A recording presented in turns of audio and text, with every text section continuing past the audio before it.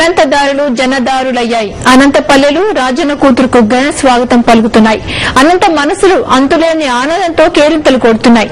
జగనన్న చెల్లెలు తమ చెల్లెలు అంటూ అనంతవాసులు అడుగులో అడుగై నడిచారు.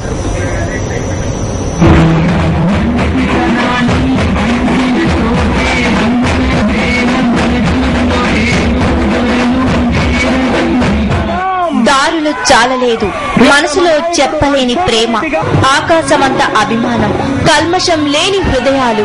ఈ ప్రజల సాక్షిగా ప్రజల సమస్యలు వింటూ ముందుకు సాగారు షర్మిల. నమస్తే బాబా, నమస్తే అక్కయ్య, నమస్తే చెల్లెమ్మ, నమస్తే నమస్తే నమస్తే నమస్తే.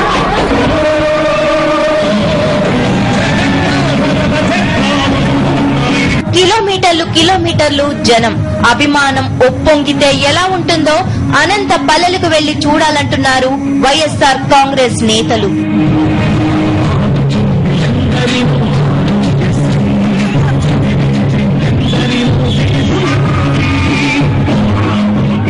ఈ జనమే వైఎస్ కుటుంబానికి రాజన్న ఇచ్చిన ఆస్తి అంటున్నారు వైఎస్ఆర్ కాంగ్రెస్ పార్టీ నేతలు.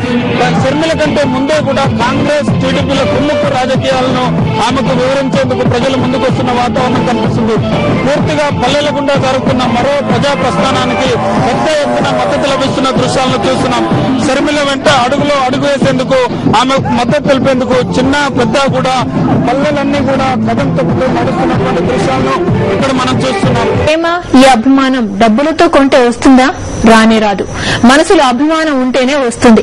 అందుకే పిలవకుండానే వచ్చి అండగా ఉంటామంటున్నారు ప్రజలు.